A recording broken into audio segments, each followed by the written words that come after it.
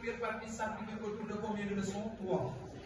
La révolution industrielle, le développement du capital et les doctrines sociales, avec maintenant 2 activités de consolidation, à savoir la dissertation et le commentaire. Regardez bien, pour la première leçon, c'est la révolution industrielle.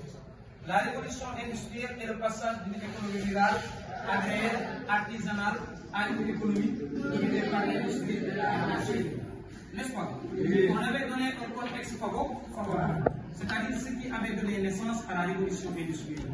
La production agricole, le développement de la production agricole qui enrichit les pays paysans. Les richesses amassées lors de la traite négrière. C'est-à-dire aussi il y a les découvertes scientifiques, avec des scientifiques qui se regroupent dans des revues spécialisées pour procéder à des recherches.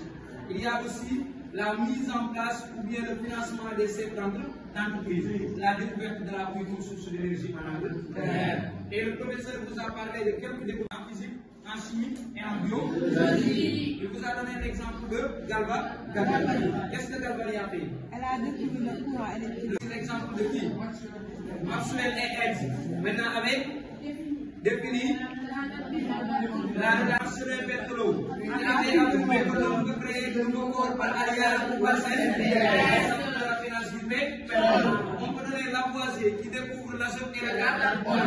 Mais aussi n'oublions pas qu'en biologie on a eu qui invente la pasteurisation et définit le vaccin contre la rage. Mais on peut avoir aussi que l'on qui a mis en évidence, c'est-à-dire la médecine expérimentale. Et cette révolution industrielle est à l'origine des découvertes scientifiques et à l'origine des transformations économiques. On avait commencé sur le plan agricole, n'est-ce pas? L'homme est remplacé dans les champs par les machines. L'outillage agricole se diversifie. Machines, tracteurs, moissonneuses, semences, n'est-ce pas? Et on a constaté que les rendements augmentent et l'Europe atteint sa plus grande expansion accompagnée du développement de ce qu'on appelle de l'élevage.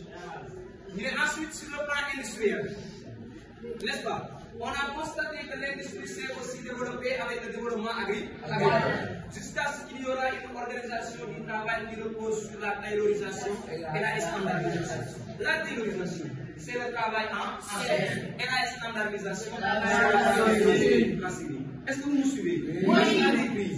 On avait dit qu'il y a la mise en place de 2 concentrations. Concentration horizontale qui regroupe les activités, concentration verticale qui regroupe les activités complémentaires. Ensuite, on avait mis 4 pays. Ce sont les industries pour regrouper maintenant les marchés et les prix. Les concernes, certaines industries achètent d'autres actions dans d'autres domaines. Ainsi, pour mettre en évidence sur le plan commercial, le commerce s'est développé avec le développement des transports. On avait commencé les bateaux avec les cargos, les chemins de terre, les voitures, les bicyclettes, et pour aller plus loin de la vie. Lorsque la révolution industrielle s'est développée, on avait parlé du développement du capitalisme. Qu'a fait le capitalisme? Le capitalisme, c'est la propriété privée des moyens de production basée sur la libre échange, la recherche de profit et la concurrence. Maintenant, au Moyen-Âge, on avait le capitalisme mercantile. Avec la seconde moitié du XVIIIe siècle, le capitalisme industriel. Avec le capitalisme, ou bien on peut dire avec la révolution industrielle, la science s'est développée, accompagnée du développement de la médecine et de l'hygiène. La population européenne a une rapide, d'où une main-d'œuvre abondante pour les entreprises. N'oublions pas que le fait de parler du capitalisme, on a la division de la société européenne en 2 classes sociales. Maintenant, la 3e question de l'exercice. Quelles sont les 2 classes qui s'opposent dans le texte? On a ouvrier, n'est-ce pas? On a aussi bourgeois. Quelle est la différence entre ouvrier et bourgeois? Qui sont les bourgeois? C'est la classe des riches, des chefs, qui détiennent des moyens de production. Alors que les ouvriers, on les appelle les prolétaires qui ont leur force de travail à échanger contre ce qu'on appelle le salaire. Et après, on va faire la comparaison que vous allez voir. Donc, à la suite du développement du capitalisme, comme on le dit, mais la bourgeoisie, on peut avoir 3 exemples, haute, moyenne et petit bourgeois. N'est-ce pas? Donc, après le développement du capitalisme, on a les doctrines sociales. Le syndicalisme, qu'on a dit. Le syndicalisme est une association qui lutte pour la défense des intérêts professionnels. Où est le droit syndical? Sous quel nom? Sous le nom de prééminence. Avant de se propager dans le reste du monde. Ok, il existe combien de types de syndicats? Il existe combien de types de syndicats? On a deux types de syndicats. Quels sont les deux types de syndicats? Le syndicalisme peut être réformiste lorsqu'il préconise le dialogue et la négociation avec le patron. Mais on a un syndicalisme révolutionnaire qui va améliorer la condition de vie des travailleurs à travers des grèves, etc. Quels sont les actes obtenus? Moi, les résultats. La réduction des heures de travail de 15 minutes à 8 heures, l'interdiction du travail des enfants, le droit de grève est accordé, l'assurance, un jour de paix, maintenant un drapeau et l'hymne, plus avec ce qu'on appelle le repos de midi. Après le syndicalisme, on a le socialisme. Le socialisme est une doctrine visant la sécurité sociale créée par le système capitaliste. Il existe combien de types de socialisme? Maintenant, on a l'habitude de vous donner deux en classe. Le socialisme peut être utopique, théorisé par Louis Blanc, Robert Owen, Charles Fourier, Saint-Simon. Maintenant, il voulait créer une société de justice, d'égalité, de fraternité et de bonheur. Allez voir la sensibilité maintenant des patrons pour qu'on puisse redistribuer les bénéfices. Et maintenant, leur théorie était considérée comme quelque chose de réalisé. Ensuite, on a le socialisme scientifique, théorisé par Karl Marx avec son ami Friedrich Engels. Voilà le sujet. Qu'est-ce qu'on avait dit pour Karl Marx? 1818-1883, Friedrich Engels, 1820-1881, sont des penseurs, philosophes, allemands, n'est-ce pas? Oui. Écrivains, maintenant qui avaient théorisé le socialisme scientifique. Pour eux, le moteur de l'histoire repose sur la théorie de la lutte des classes. Au XVIIIe siècle, la bourgeoisie était la classe dominante. C'est de renverser cette domination bourgeoise. Et pour que cela soit possible, il faut que tous les ouvriers doivent suivre au-delà des frontières. C'est pourquoi dans son célèbre ouvrage, intitulé Le Manifeste du Parti communiste, Karl Marx évoquait prolétaires de tous les pays et du siècle. Et on a un cas pratique sur ça. On donne un texte. La révolution industrielle est l'appel à la révolution. La société toute entière se divise de plus en plus en classes opposées. Le développement de l'industrie ne fait qu'accroître le monde des pauvres, il les concentre en masse, de plus en plus importante. Leur force augmente et dans son conscient. Le mouvement ouvrier se servira de la suprématie politique pour arracher peu à peu tout le capital. Les riches en fait de compte centraliser tous les moyens de production entre les mains de l'État. Les ouvriers de tous les pays n'ont rien à perdre que le ciel. Maintenant, ils ont un monde à gagner. Ouvriers de tous les pays. Il est sur Karl Marx et Friedrich Engels, le manifeste du Parti communiste de 1840.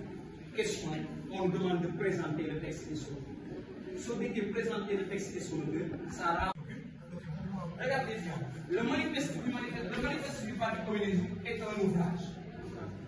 Donc on peut dire, ce texte, est-ce que le texte a un titre? Est-ce que le texte a un titre? Oui. Pourquoi oui?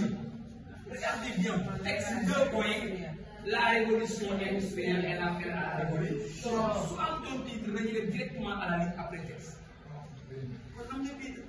Là, ce texte titré, voilà ce texte intitulé La révolution industrielle et l'appel à la révolution est un extrait du livre tiré dans le manifeste du Parti communiste, publié en 1848. Il est écrit par Karl Marx et Friedrich Engels. Karl Marx et Engels sont des penseurs, économistes, philosophes allemands. La présentation du texte et vous allez prendre les 6 points le jour de l'évaluation. Ensuite, on demande de dégager le contexte historique. Il est dans quel écrit ce texte? Dans quel contexte? Cherchez le général et posez deux questions. De quand date les faits du texte? Maintenant, de quand date les faits du texte?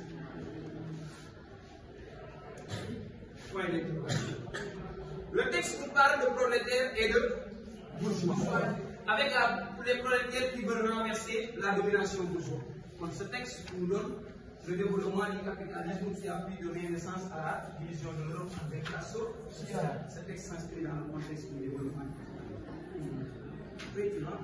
descendre. Après le camp d'appelé fait du texte, vous allez montrer le pourquoi. Le pourquoi de ces faits. Le élément pour maintenant mettre en évidence ce contexte. Les grandes sources du livre, tu es en ce troisième question. Quelles sont les deux classes qui s'opposent? Vous connaissez mieux les deux classes que moi. Quelles sont les deux classes? Et le problème, qui sont les bourgeois? C'est la classe des riches, c'est la classe qui détient les moyens politiques, c'est la classe des barons dominants. Alors que les ouvriers représentent la classe des prolétaires, c'est la classe des pauvres, c'est la classe qui dispose d'une condition de vie misérable, c'est la classe qui ont une force de travail à échanger contre ça. Après ça, on va passer une question. C'est bon.